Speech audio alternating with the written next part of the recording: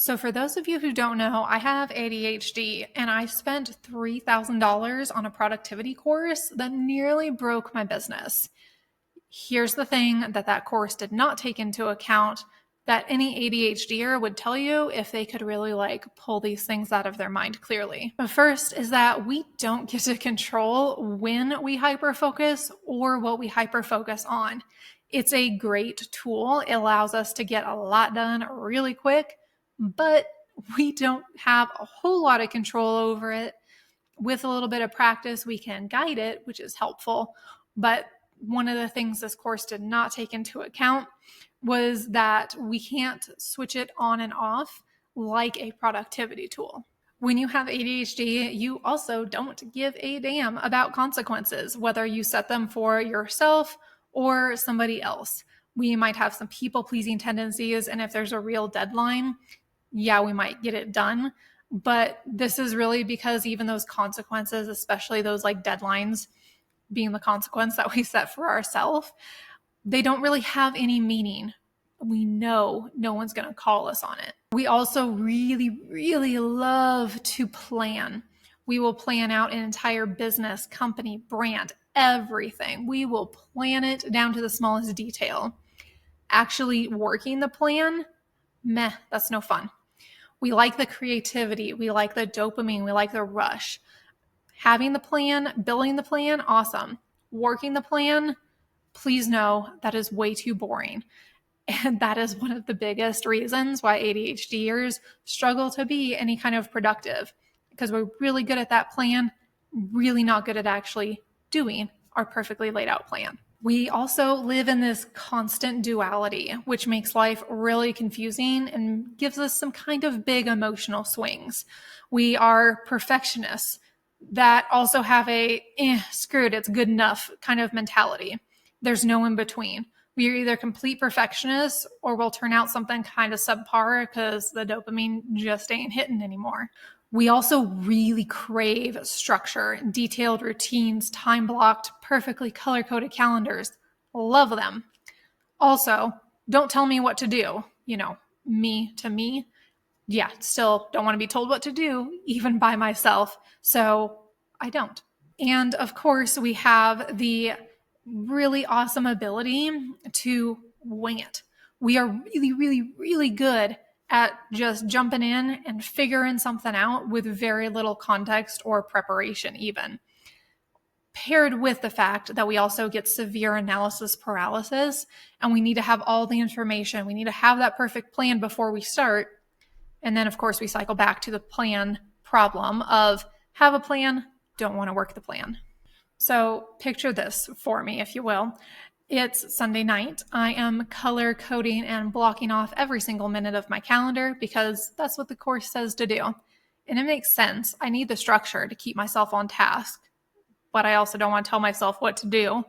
Convinced that this time it will work because I'm also setting up 17 apps in the background to make it super annoying for me to not actually do the work. And this is great. Sunday night, I feel good. This week is going to be awesome. Fast forward Wednesday, I had 2 or 3 unexpected client calls come in, got a new client, and all of a sudden my perfectly color-coded and time-blocked week is completely blown up and I have zero hope of getting back on track. And of course, this inevitably happens every single time because I have a stack of planners. I'm looking at them right now that I have used over the years. I get through 2 weeks, maybe, and then I never crack the planner again. I completely forget it. Every time I try to make a daily shutdown, startup, gratitude, whatever routine, if it's based in a planner, whether it's physical or digital, does not matter. I will only use it at best for 2, maybe 3 weeks. And honestly, it's not very consistent after even the first couple of days. The problem I had with this course was it promised success if you just do the work. And I realized that in this case, doing the work really meant having the willpower and discipline to just do the thing. As an ADHDer, just doing the thing is the thing that we really struggle to do. It's executive dysfunction. It's built into our brains to make that a really, really hard thing to do. It's kind of like when you know something is hot, trying to force yourself to touch it anyway. Your brain will not let you hurt yourself. That's kind of how it feels when you're trying to tell somebody with ADHD or any level of executive dysfunction, hey, just do the thing. It's like trying to put our hand into a fire.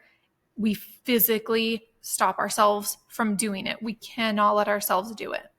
And of course, as typically happens whenever I fail at something, I had a complete breakdown. So I spent a couple hours Wednesday night into Thursday. I was pretty depressed for a couple days because I failed yet again at another productivity system that was supposed to work. That was the promise. I really started questioning and spiraling. Am I even built for business? Can I do this? Should I just go back to a soul-sucking 9-to-5 job where somebody else is telling me what to do? It's not me rebelling against me. It's me just job hopping every couple of years. That would be so much easier other than, the soul-sucking part. All right. Here's my actual system that I have found over years of trial and error that actually works for me. And if you want, bookmark this. I'm going to share my screen here in a second with you so you can see what this actually looks like. Now you'll notice here on my screen, there are actual time blocks. I know I said I don't do good with those. I tend to rebel against them, even if it's me setting them. Yes, and I have structured them so there's a lot of white space. I block the time that I need so I can batch, and I can kind of guide that hyper focus because I'm batching something. But you'll also notice there's a lot of white space in my calendar. So if things don't go how I think they're going to go, client call pops up, whatever the case may be, I need to, go chase a hawk out of the yard, whatever. Something happens that derails me. I don't have my days blocked minute by minute. So if I need to move my focus time for, say, content creation, if I need to move that a couple of days, I have plenty of space to do that. And this is why it works. It gives me a guide. Here's what I'm going to focus on. Here's a few different kind of topics or things that I should be focusing on during this hour, 2 hour, whatever it may be. If that doesn't happen, I'm going to move it. It's still going to get done. I'm just going to move it to a different day. And part of the reason I have it set up like this is on average, based off tracking my energy and creativity, even my hormonal cycles, these are the times and days that these activities are probably going to be the best for me because I'm going to either be in a really creative state or a really social state or a very everyone go away.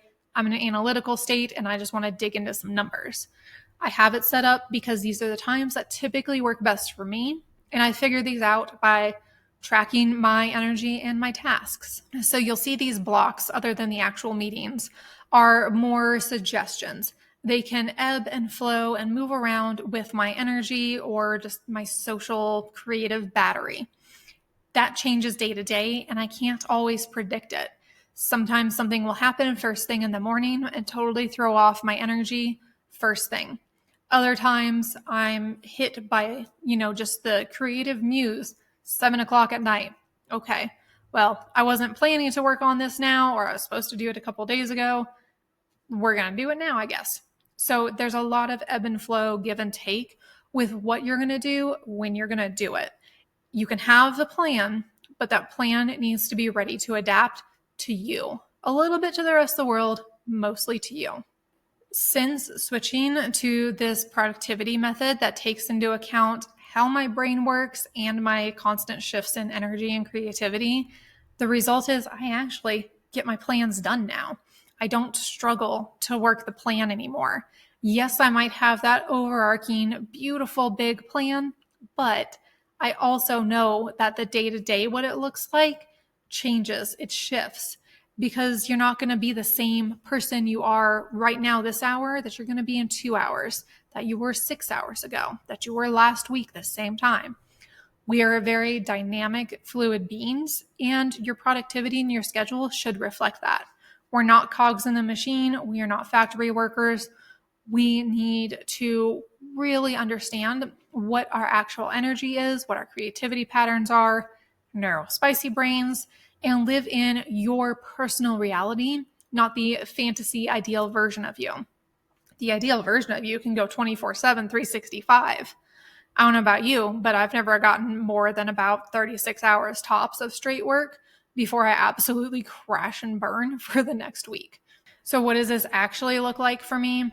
On average, I work maybe 6 hours a day, with most of Thursday and at least half of Friday reserved for either admin or creative tasks, or just a whole lot of white space just in case.